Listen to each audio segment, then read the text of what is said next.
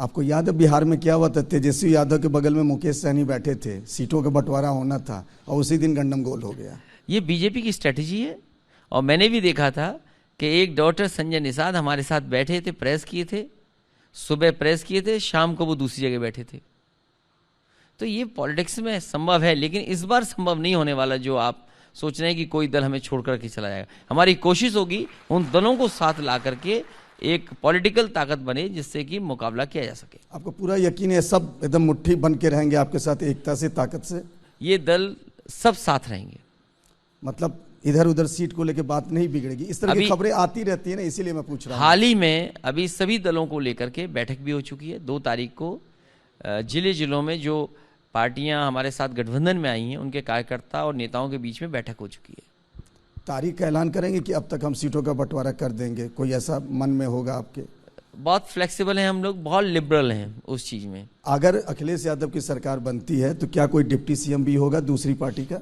अभी ये बात नहीं बताई जाएगी, और क्योंकि वो कोई कॉन्स्टिट्यूशनल पोस्ट तो है नहीं, वो गुंजाइश रखेंगे।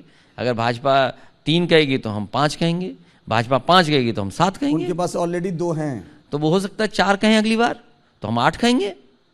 वो 8 कहेंगे तो हम 12 बनाएंगे, उसमें क्या बात है? मतलब ये नई परंपरा बीजेपी लेकर के है। और कैसे हैं उनके मुख्यमंत्री, सब स्टूल लिए घूमते हैं। किसका नाम ले रहे हैं आप? 2 हैं।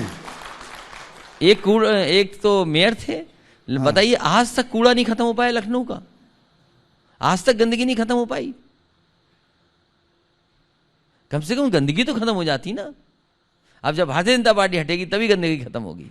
सर, वुमेन विक्टिमाइजेशन से रिलेटेड, यानी कि मतलब जब हम क्राइम अगेंस्ट वुमेन की बात करते हैं, सभी पार्टी योजनाओं पे बात करती हैं, क्राइम अगेंस्ट वुमेन पे बात करती हैं, लेकिन एक बड़ा मुद्दा है वुमेन एम्पावरमेंट, जिस पे जल्दी से पॉलिटिकल प्लेटफॉर्म में कोई बात नहीं करता।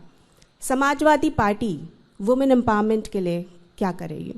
नहीं, अगर आप पे कोई सुझाव हो सहमत हो सकते हैं हम उससे के लिए। जहां तक भागीदारी उनको देने की बात है, एम्पावरमेंट की, समाजवादी पार्टी में सरकार में लगातार कोशिश की है। और जहां कहीं चुनाव लड़ने वाली भी अगर हमारे यहाँ रहीं, जिन्होंने अच्छा क्षेत्र बनाया है, उनको भी मौका दिया है।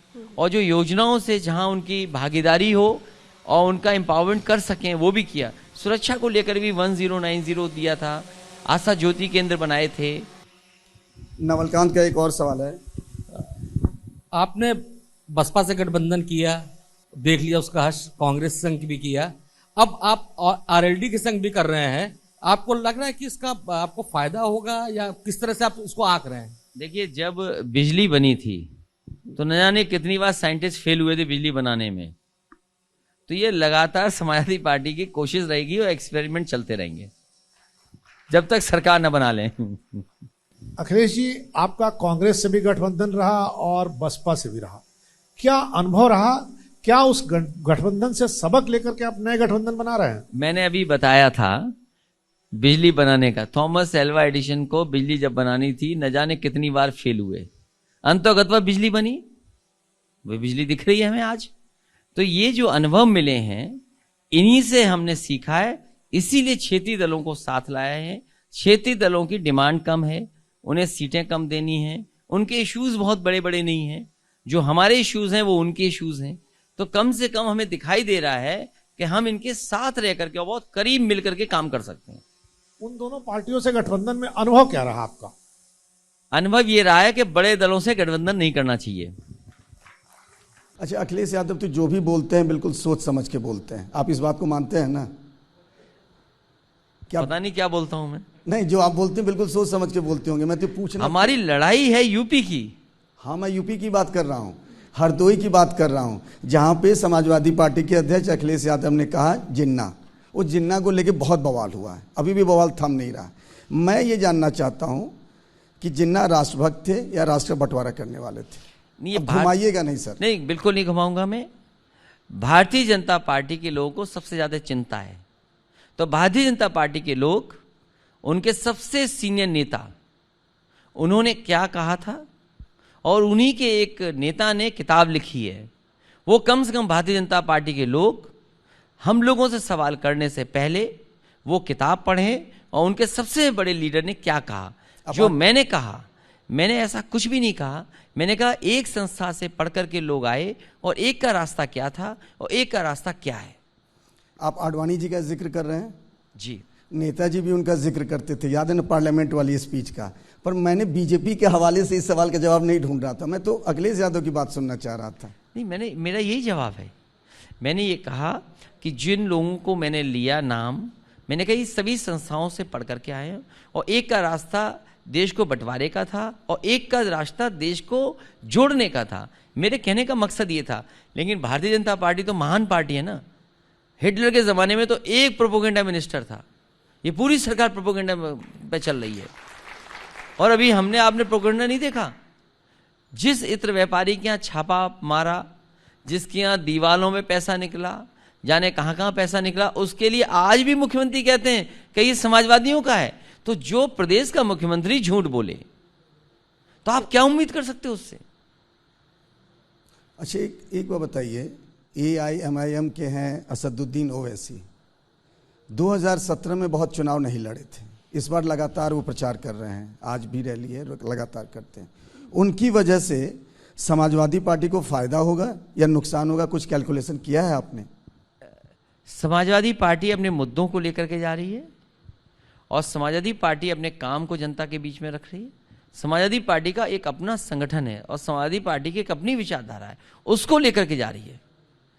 किस दल से गठबंधन करना है नहीं करना है, ये पार्टी का अपना हमारा फैसला है और राय मशवरा करके के जहां तक सवाल उनके दल से है, उनके दल से समाजवादी पार्टी का कोई समझौता नहीं हो रहा। तो आप 6 से कर लिए, तो वो क्यों अछूत हैं? उनका ट्रैक रिकॉर्ड और स्टेटमेंट कई बार ऐसे हैं जो कहीं ना कहीं भारतीय जनता पार्टी को लाभ पहुंचाते हैं। मतलब आप भी वही बात कह रहे हैं कि बीजेपी की बी टीम वाली? मैं ये नहीं कहूँगा, लेकिन बीजेपी ज़्यादा बेहतर समझती है।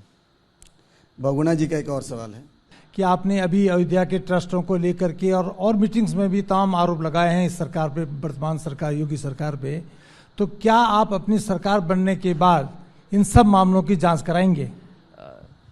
समाजवादी सरकार बनती है तो जांच तो ऑर्डर की है इस सरकार ने भी। इस सरकार ने भी स्वीकार किया है कि कोई गलती हुई है, इसलिए जांच ऑर्डर की है। सबसे पहला काम ये होगा कि रजिस्ट्री कैंसिल होनी चाहिए उन लोगों की, अधिकारी और जिन्होंने वहाँ पर ज़मीन ली है। वहाँ भगवान श्री राम के मंदिर के लिए जगह है, तो उन्हीं का मंदिर और अच्छा कैसे बने और इंफ्रास्ट्रक्चर उसके साथ साथ और क्या हम सहूलियत लोगों को देंगे, उसके लिए काम हो। लेकिन ये लोग जो कब्जा करना चाहते हैं, जो रजिस्ट्रियों में लूटना चाहते हैं, कम से कम उसकी जांच की रिपोर्ट सरकार लाएगी। अब क्योंकि जांच कर ही रही है सरकार ने भी जांच ऑर्डर की है। इसका मतलब सरकार ने स्वीकार किया गलती हुई है सरकार से, पार्टी जानबूझ कर उठा। बस आखिरी सवाल, ये चुनाव मंडल पे होगा, कमंडल पे होगा?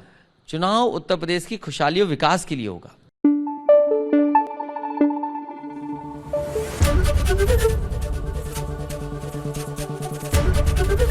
ABP न्यूज आपको रखे आगे।